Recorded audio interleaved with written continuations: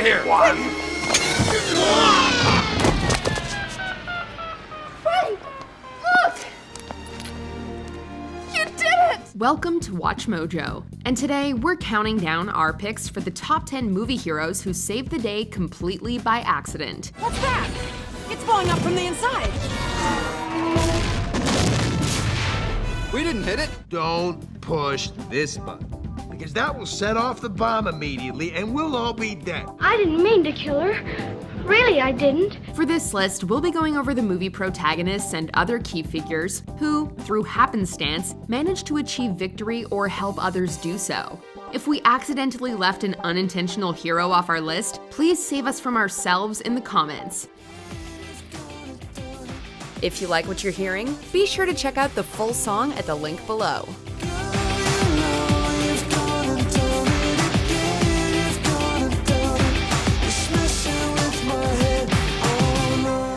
Number 10, Johnny English, the Johnny English franchise. Rowan Atkinson is renowned for playing a similarly clumsy character in Mr. Bean, but in the case of the titular Johnny English, he actually manages to put those pratfalls to good use. I crown you.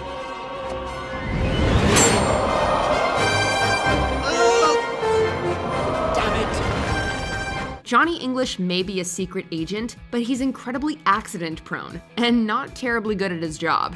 However, as often as his mistakes and pratfalls land him in embarrassing or dangerous situations, English also manages to luck into saving the world, or at least the UK, on a regular basis. Close it.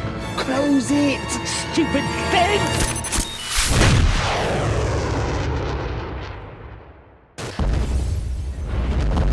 Although a spy like this in real life would be a disaster, Johnny English makes for a funny and entertaining fictional one.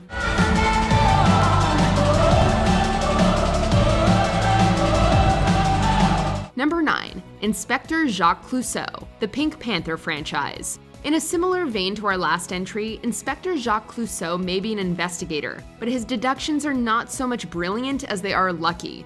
With a brain nearly as thick as his accent, Inspector Clouseau's cases are usually solved through no intentional effort on his part. Oh, you also know the falling on the bed with the arm on the floor ploy. Very interesting. He's been shot dead, you idiot. Don't you call me an idiot. The comically inept police officer blunders his way through life, blissfully unaware even of his own commissioner's rampant hatred of his success. It's me! I know! We doubt Clouseau would even notice his manservant Cato's attacks on him, if it weren't he who instructed the guy to attack him in the first place. Convinced of his own brilliance, and hilarious throughout his films, except maybe the Steve Martin ones, Inspector Clouseau is a classic accidental hero. I would like to buy a hamburger. I would like to buy a hamburger. I would like to buy a hamburger. I would like to buy a hamburger. Number 8, Frank Drebin, the Naked Gun franchise. Pleased to meet you, Mr. Drebin. Frank Drebin, I believe I've used some of your restrooms. I'm sure you have. Arguably the best of the buffoonish investigator trope, Sergeant Frank Drebin, Detective Lieutenant, is a majorly incompetent police officer. At first glance, he seems like a hard-boiled detective, but that only makes it funnier when he does or says something incredibly silly or stupid. Whether he's exchanging weapons with the villain or gunning down a production of Shakespeare in the Park, Frank's not the sharpest knife in the drawer, or a suspect's back. Yes, well, when I see 5 weirdos dressed in togas stabbing a guy in the middle of the park in full view of 100 people, I shoot the bastards. That's my policy. That was a Shakespeare in the Park production of Julius Caesar, you moron. He always manages to save the day, though, even if he has to do it by tripping into it, literally in some cases. Let's get out of here. Frank! Look! You did it! Number 7, Gary King, The World's End. Depressed and looking to accomplish something, Gary King gets his old friends together in their hometown to complete a pub crawl they once failed to complete. Good evening, Raymondo. The prodigal son's return. Hi. Who's on the guest list tonight? Come again? The guest ales. We, sir, are doing the Golden Mile, and you have the honor of drawing first blood. However, he and his mates soon discover that many townspeople have been replaced with android duplicates by aliens. Gary and company manage to fight the blanks and remain under the radar fairly well, considering how progressively buzzed they get. However, it's Gary's drunken rant to the alien intelligence's leader that finally convinces them to leave Earth for good. Just what is it that you want to do? We want to be free! Yeah. We want to be free to do what we want to do! Yeah. We want to get loaded! Yeah. And we want to have a good time! And that's what we're gonna do! Then again, whether Gary truly saves the world may be a matter of debate, since the aliens take all advanced technology with them when they leave. It could be the lesser of two apocalypses. Number 6. Anakin Skywalker, Star Wars Episode 1, The Phantom Menace. Even as a young boy, Anakin Skywalker is a gifted pilot, in part due to his strong connection to the Force.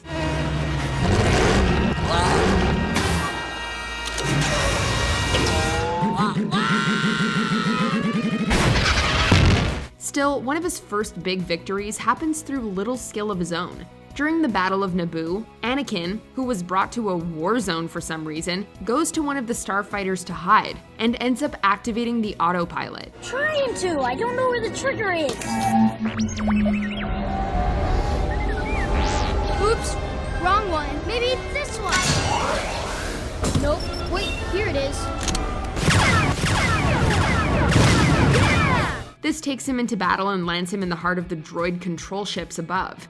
Anakin accidentally destroys it from inside, which leads to all the droid soldiers down below getting deactivated, effectively saving the planet. We didn't hit it. Now this is pod racing. Number 5. Forrest Gump. Forrest Gump. Forrest Gump is a simple man. He's not clever and even lacks a lot of common sense, but he's got a good heart, and he has a single-minded determination to see through whatever is asked of him.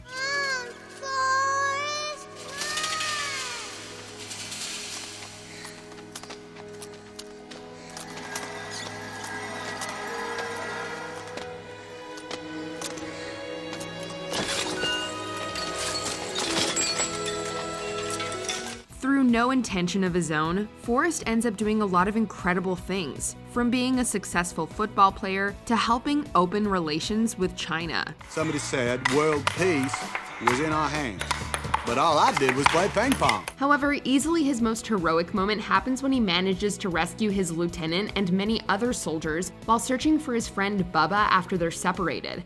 I can't leave the platoon! I told you to leave me there, Gump! Forget about me! Get yourself out! Forrest didn't set out to save them all, but he did it while doing what he does best, running. Number 4. Baby Groot. Guardians of the Galaxy Volume 2. Baby Groot is adorable and occasionally kind of frightening when he gets angry, but at the end of the day, he is still a baby. No, spit it out, come on. That means he doesn't always understand what's going on, nor is he able to follow directions well. Whether he's munching on candy during a crash landing, or coming back with someone's toe instead of what Rocket asked for, it's clear that little Groot has a hard time staying focused on his objective. Tell me you guys have a refrigerator somewhere with a bunch of severed human toes.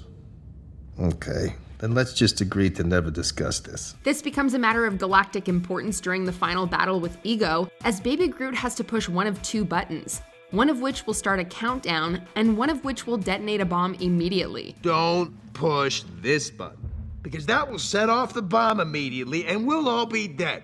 Now, repeat back what I just said. I am Groot. Uh-huh. I am Groot. That's right. I am Groot. No! No, that's the button that will kill everyone! Luckily, he chooses correctly. Number 3. A rat. Avengers Endgame. Sticking with the MCU, calling this one a hero might be a bit of a stretch, but at least it's not a villain. That counts, right? Following Thanos' snap, Ant-Man is trapped in the quantum realm. The shrinking superhero is only released from it after a rat crawls across his van's dashboard and accidentally presses a button that brings Ant-Man back.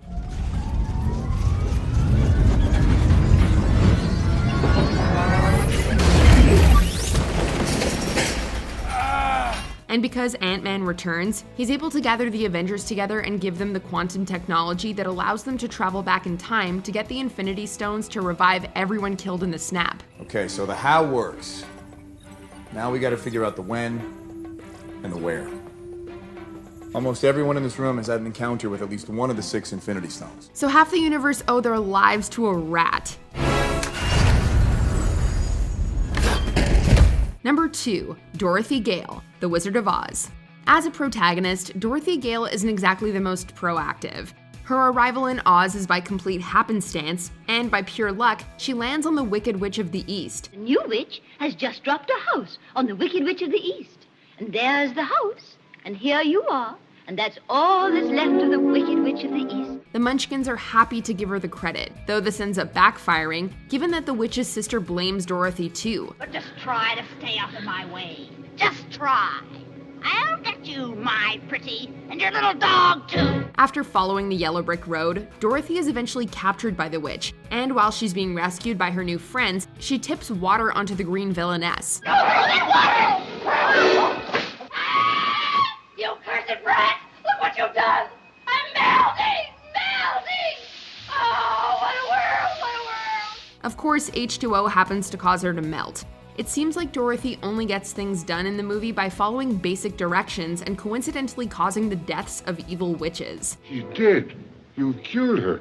I didn't mean to kill her. Before we continue, be sure to subscribe to our channel and ring the bell to get notified about our latest videos. You have the option to be notified for occasional videos or all of them. If you're on your phone, make sure you go into your settings and switch on notifications. Number 1. Han Solo, Star Wars Episode 6, Return of the Jedi. Han Solo is a lovable rogue who has saved the day many a time throughout the Star Wars films, but one of his most famous, or perhaps infamous victories, happens by accident. After being frozen in carbonite by Boba Fett, Han is unfortunately blinded after he's taken out of it. Who are you?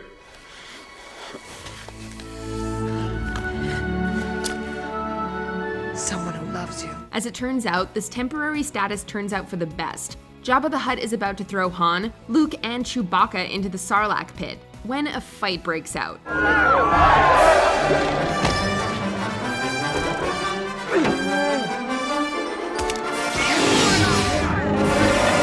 While Luke engages with Boba Fett, Han is alerted to the bounty hunter's presence and swings wildly.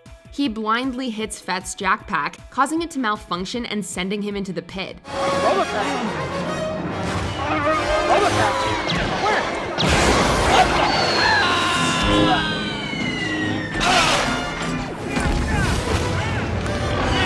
Great shot, Han. That was one in a million.